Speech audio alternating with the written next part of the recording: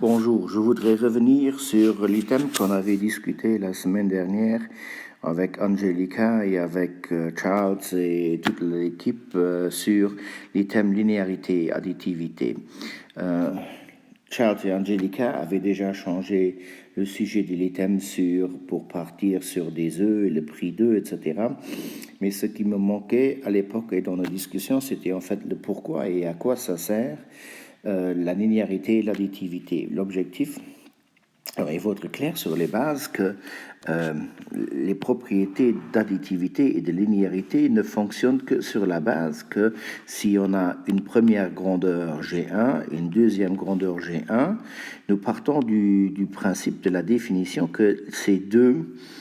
grandeurs sont proportionnelles à un même coefficient de proportionnalité. Donc ceci, c'est la base, parce que si à partir du moment que j'ai cette relation de proportionnalité, ceci me permet de calculer rapidement, alors si je connais les valeurs de la grandeur G1, 7 et 5, pour obtenir la valeur de la grandeur 7, 12, je n'ai qu'à ajouter les valeurs correspondantes de la valeur G2 pour obtenir, alors le fait, et ceci se base sur l'assumption que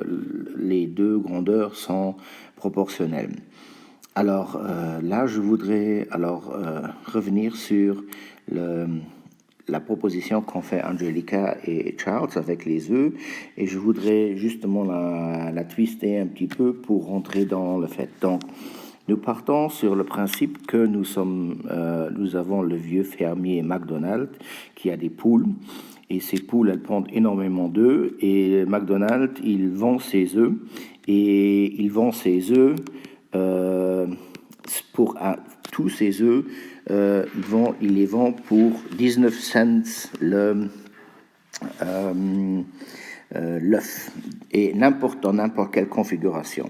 Alors en plus, McDonald's, il a fait la chose suivante, il a préfabriqué des cartons. Alors il a préfabriqué des cartons à 6, il a préfabriqué des cartons à 4, il est un peu particulier avec McDonald's, mais ça fait rien, et il a fait des cartons avec 5 œufs. 5 œufs, voilà. Et alors, et il a en dernière ressource un plateau, un grand plateau géant, où les gens peuvent venir, où ils peuvent mettre autant d'œufs qu'ils veulent.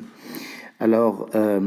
McDonald's, ce qu'il a calculé une fois pour toutes, il a calculé le prix du six-pack, il a calculé le prix du 4-pack, il a calculé le prix du 5-pack.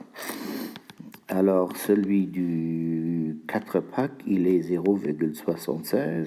celui du 5-pack, il est 0,95, et celui du 6-pack, il est 1,14 €. Et alors, les gens peuvent venir chez McDonald's et alors remplir leur plateau avec autant d'œufs qu'ils veulent. Alors, le vieux de McDonald's, il a fait la chose suivante, il a préparé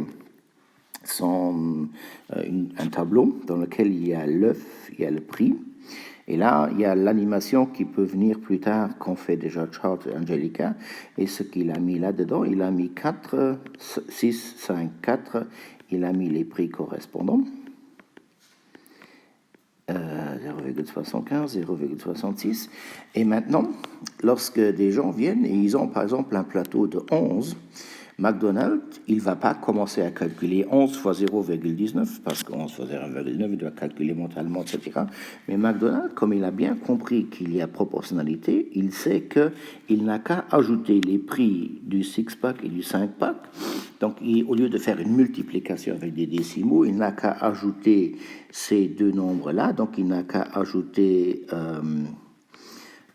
1,14 à 0,75, ce qui fait 2,09, ce qui est quand même plus facile à calculer que calculer 11 fois 0,19, ou par exemple, s'il y a une personne qui vient et qui lui demande 15, qui veut 15 œufs, ben là, il n'a qu'à prendre la valeur de 5 et la multiplier par 3, ce qui fait 2,85. Donc, ceci pour montrer l'opportunité et l'utilité des propriétés de linéarité et d'additivité dans les grandeurs proportionnelles. Évidemment, il faudra rajouter toute la motivation qu'a déjà fait, la motivation visuelle qu'a déjà fait Angelica et Charles pour le faire.